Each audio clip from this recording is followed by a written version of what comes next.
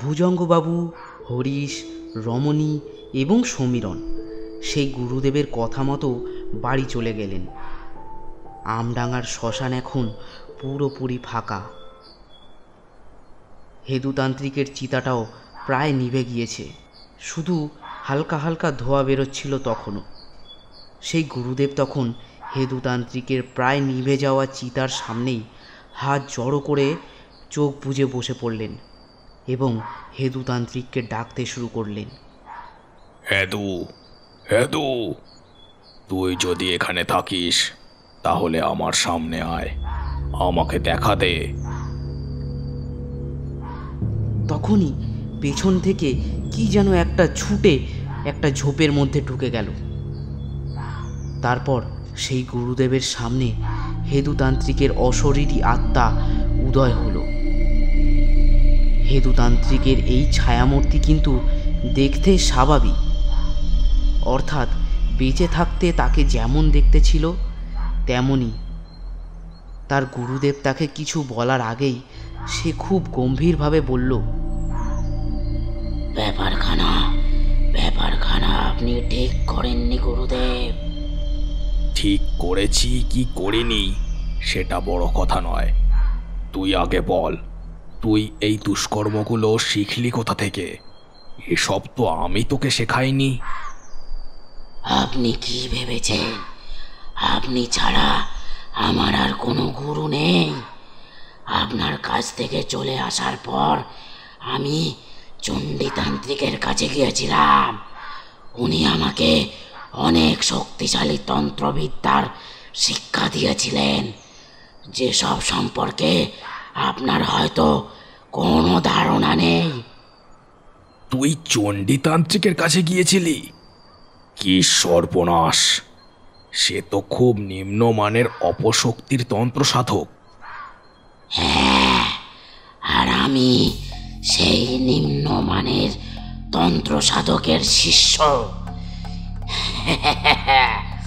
আপনি কি ভেবেছিলেন আমার সব দেহটা দাও করে দিলেই আপনি আমাকে শেষ করে দেবেন?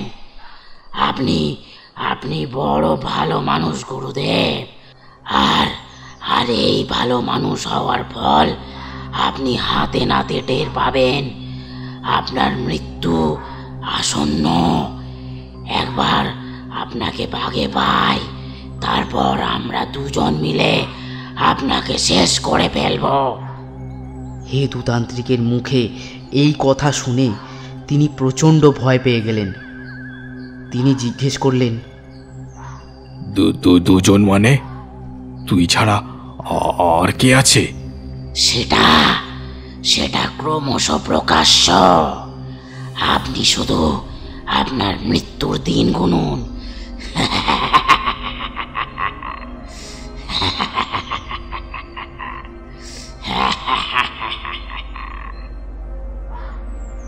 এই কথা বলে হেদুতান্ত্রিকের অশরীরী প্রেতাত্মা সেখান থেকে চলে গেল। সে চলে গেলে তার গুরুদেব সেখানে বসেই প্রথমে কিছু একটা চিন্তা করছিল। হঠাৎ একটা শেয়াল পাশের একটা ঝোপের মধ্যে থেকে বেরিয়ে জোর ছুটে গ্রামের দিকে চলে গেল। গুরুদেব সেটাকে অগ্রাহ্য করে চোখ বন্ধ করে ধ্যানে বসলেন।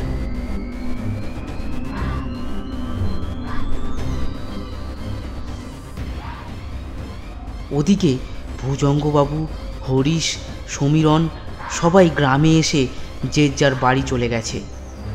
শুধু রমণীর বাড়ি একটু দূরে, তাই সে তখনও তার বাড়ি পৌঁছে পারেনি। এই কদিনের ঘটনাগুলিতে তারা সবাই বেশ ভয় পেয়েছিল, বিশেষ করে রমণী। তার বয়স সবচেয়ে কম। তাই হাঁটতে হাঁটতে হঠাৎ একটা শব্দ শুনে ভয়ে সে থমকে দাঁড়িয়ে গেল।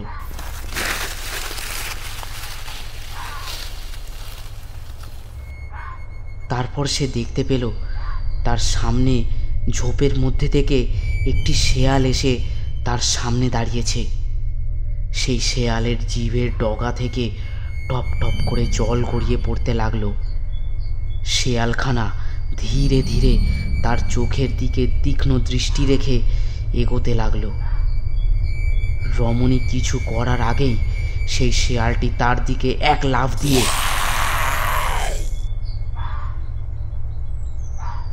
তারপর সেই শেয়ালটি রমণীর মৃতদেহটা মুখে টানতে টানতে একটা জঙ্গলের মধ্যে নিয়ে চলে যায়।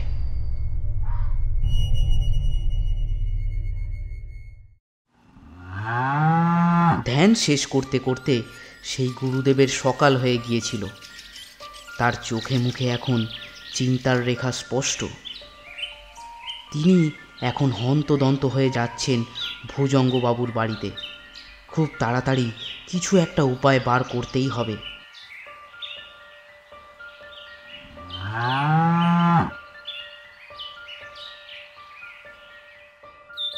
তিনি যখন ভুজঙ্গবাবুর বাড়িতে পৌঁছলেন তখন তিনি দেখলেন ভুজঙ্গবাবুও বেজাল মুখ করে তার বাড়ির বারান্দায় বসে আছেন। তিনি ভুজঙ্গবাবুর সামনে গিয়ে কিছু বলবেন তার আগেই ভুজঙ্গবাবু বললেন, আপনি এসেছেন? আপনি যে বলেছিলেন আর চিন্তার কোনো কারণ নেই, তবে এটা কি হয়ে গেল? কেন, কি হয়েছে? আগে আগে রমণী মারা গেছে। সে কি, কিভাবে? আগে কাল রাতে শ্মশান থেকে বাড়ি ফেরার সময় যে যার বাড়ি চলে গেলে রমণী যখন একা হয়ে গেছিল সেই সময় কেউ তাকে মেরে ফেলেছে। আর আর আশ্চর্য কি জানেন, হাড়ুয়া আর বিশু মণ্ডলকে যেভাবে খুন করা হয়েছিল ঠিক একইভাবে রমণীকেও। তা আপনি কি কাল হেদুতান্ত্রিকের সাথে কথা বললেন? কি বলেছে ও? কি বলেছে সেটা পরে বলবো। আগে আমাদের একটা জায়গায় গিয়ে একটা কাজ করতে হবে। কি কাজ? আজ সন্ধেবেলায় আমাদের মশাডাঙ্গা গ্রামে যেতে হবে। সেখানে একজন তন্ত্র সিদ্ধা সাধিকার আস্তানা আছে। তুমি বাকি দুজনকেও ডেকে নাও। আগে ওরা দুজন আসবে না। রমণীর মৃতদেহ দেখে ওরা মনে প্রচণ্ড আঘাত পেয়েছে। ভয়ে ওরা ঘর থেকেই বেরোতে রাজি নেই। বেশ, তাহলে আমরা দুজনেই যাব।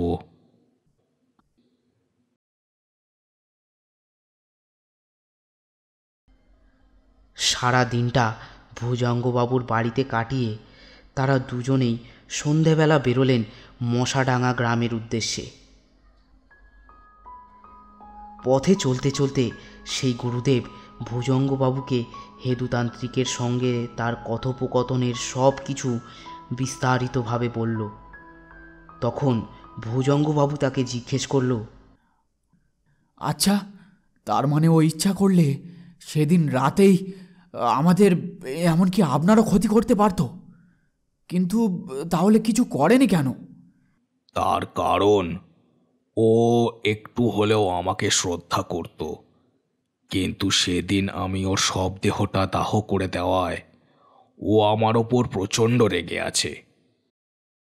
আচ্ছা, আমরা এখন যার কাছে যাচ্ছি তার নাম কি? ওনার নাম দিগম্বরী মা।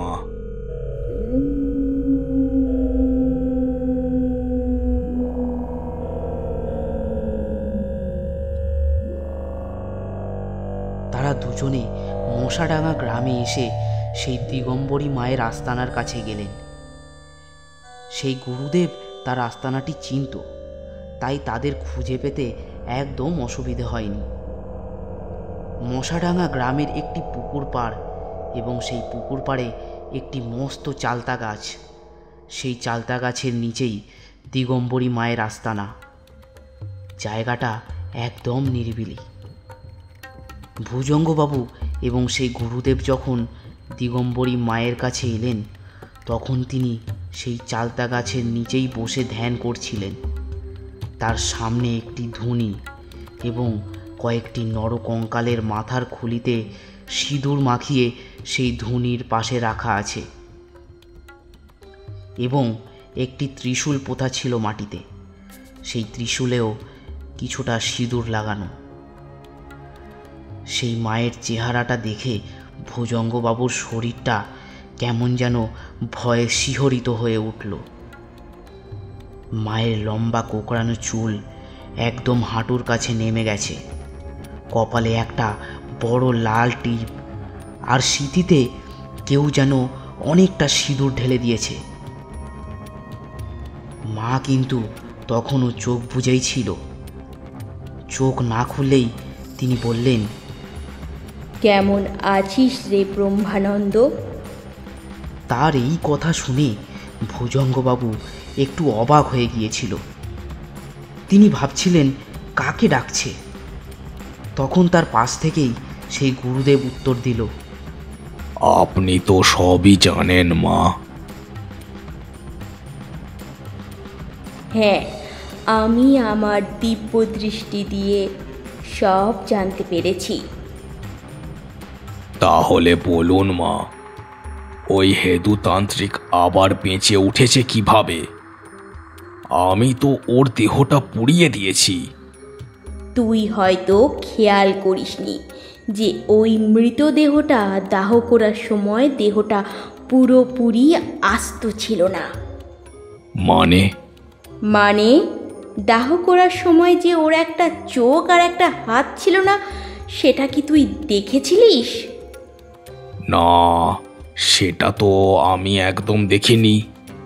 কি ভুজঙ্গ, তুমি কিছু জানো? ও জানবে কি করে?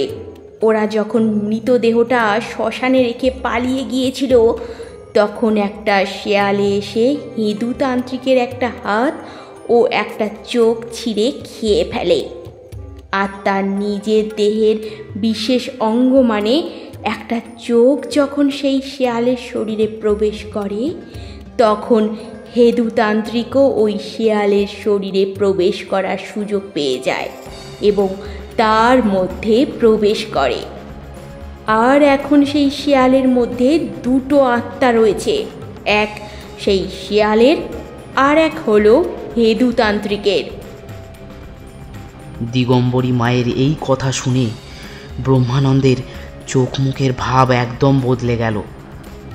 সেই থমথমে পরিবেশে ভুজঙ্গবাবু একদম স্থির হয়ে দাঁড়িয়ে রইলেন। তখন সেই গুরুদেব অর্থাৎ ব্রহ্মানন্দ দিগম্বরী মাকে জিজ্ঞেস করলেন, মা, তাহলে ওই হেতুতান্ত্রিকের প্রেতাত্মাকে পুরোপুরি শেষ করা যায় কিভাবে? জানেন, ও আমাকে পর্যন্ত মারার হুমকি দিয়ে গেছে। আমি সব জানি। জানেন যখন, দয়া করে উপায়টাও বলে দিন মা। শোন, আমি এক ঘটি মন্ত্রপ্রুত জল দেব। সেটা ওই হেদুতান্ত্রিকের বাড়ি প্রদক্ষিণ করে গণ্ডি কেটে দিবি। এখন ওই শেয়ালটি হেদুতান্ত্রিকের বাড়ির মধ্যে বাস করছে, তাই প্রতি রাতে ওই শেয়ালটা হেদুতান্ত্রিকের বাড়ি আসে। ও ওই গণ্ডির মধ্যে প্রবেশ করতে পারবে ঠিকই, কিন্তু আর বেরোতে পারবে না। আর সেই শিয়াল যখন ওই বাড়িতে প্রবেশ করবে, তখন সেই বাড়িতে আগুন ধরিয়ে দিবি। এটা করলেই হেদুতান্ত্রিক ও ওই শিয়ালের সব অস্তিত্বই পুড়ে শেষ হয়ে যাবে।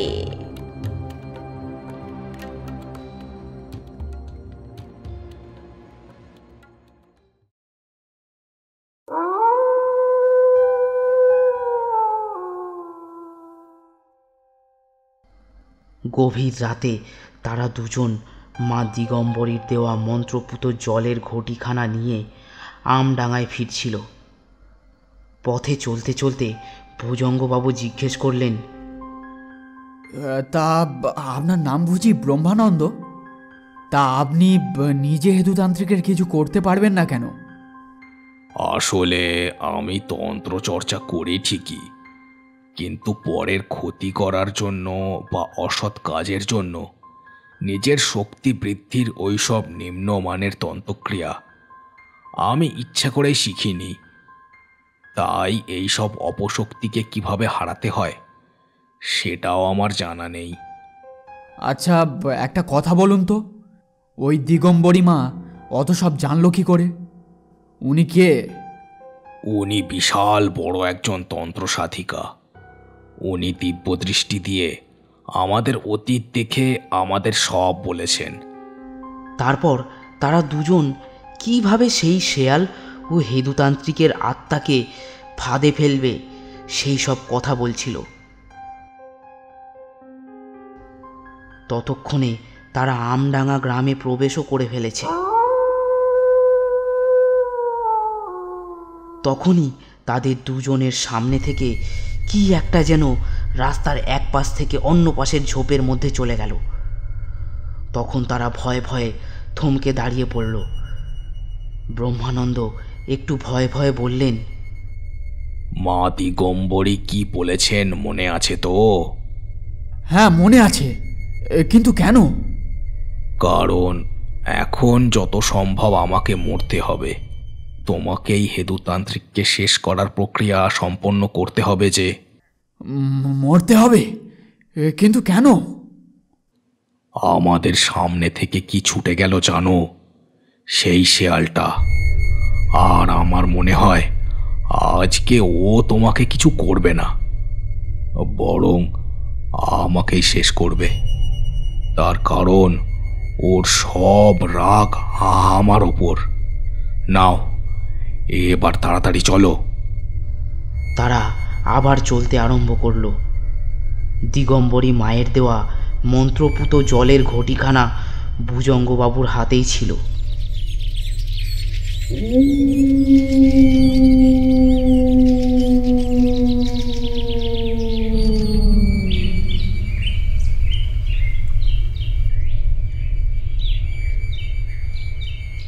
কিছু দূর হাঁটতে না হাঁটতেই তারা দেখল তাদের সামনে একটা শেয়াল হিংস্র দৃষ্টি দিয়ে জিভ বার করে ধীরে ধীরে তাদের দিকেই এগোচ্ছে। তার দৃষ্টি সোজা ব্রহ্মানন্দের দিকে। চকচকে সাদা দাঁতের ফাঁক দিয়ে জিভ বেরিয়ে আছে এবং সেখান থেকে টপ টপ করে জল গড়িয়ে পড়ছে। ভুজঙ্গবাবু দেখলেন সেই শেয়ালটির দৃষ্টি তার দিকে নেই। তখন ব্রহ্মানন্দ তাকে বললেন, তুমি পালিয়ে যাও আর নিজের কাজ শুরু করে দাও। যদি বেঁচে থাকি তবে কাল সকালে দেখা হবে।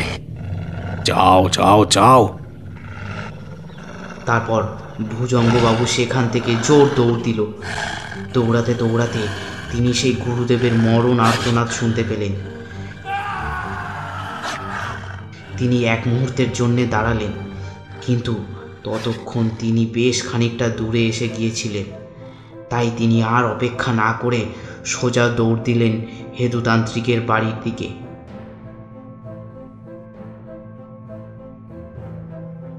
সোজা এসে থামলেন হেদুতান্ত্রিকের বাড়ির উঠোনে। হাতে ঘটিখানা ধরে তিনি তখনও হাঁপাচ্ছিলেন। সামনে দেখলেন হেদুতান্ত্রিকের কুঁড়ে ঘরখানা একদম অন্ধকার। তখন সে তাড়াতাড়ি করে দিগম্বরী মায়ের দেওয়া ঘটি থেকে জল নিয়ে সারা বাড়ি প্রদক্ষিণ করে গোল করে একটা দণ্ডি কেটে দিল। তারপর তিনি বাড়ির সামনের একটি ঝোপের মধ্যে গিয়ে বসে চুপচাপ অপেক্ষা করতে লাগল। বেশ খানিকক্ষণ সময় কেটে যাওয়ার পর তিনি দেখলেন সেই শেয়ালটি হেদুতান্ত্রিকের বাড়ির সামনে এলো এবং খুব সহজেই ঘরের মধ্যে প্রবেশ করে গেল। প্রথমটা ভুজঙ্গবাবুর বিশ্বাস হচ্ছিল না। তার কারণ তিনি ভাবছিলেন, এই যে গণ্ডি তিনি দিয়েছেন, শেয়ালটি তো অনায়াসেই তার ভেতরে ঢুকে গেল, তাহলে সে বেরোতে কেন পারবে না?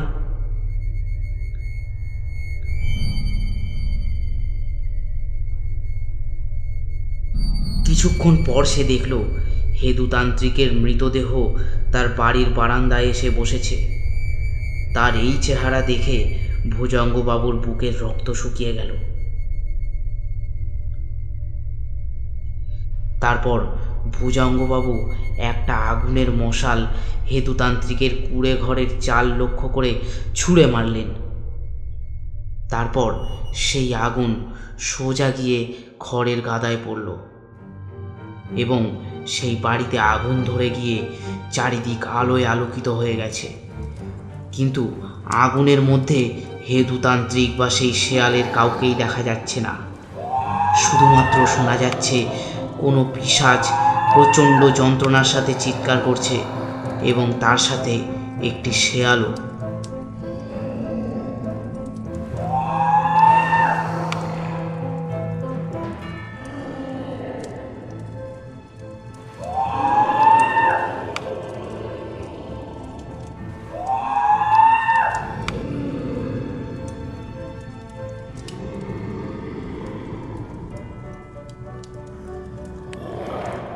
শেষ হলো আজকের গল্প নরখাদক তান্ত্রিকের দ্বিতীয় পর্ব। আজকের গল্পে ব্রহ্মানন্দের চরিত্রে ছিল কার্টুনস অ্যানিমেশন এবং ভুজঙ্গবাবুর চরিত্রে ছিল চিলেকোঠা অ্যানিমেশন। আমরা এই দুজনের কাছে আন্তরিকভাবে কৃতজ্ঞ। আশা করছি নরখাদক তান্ত্রিকের এই সিরিজটা আপনাদের পছন্দ হয়েছে। পছন্দ হলে সাবস্ক্রাইব করে একটা লাইক করে দেবেন। খুব তাড়াতাড়ি দেখা হবে আর একটি গা ছমছমে গল্প নিয়ে।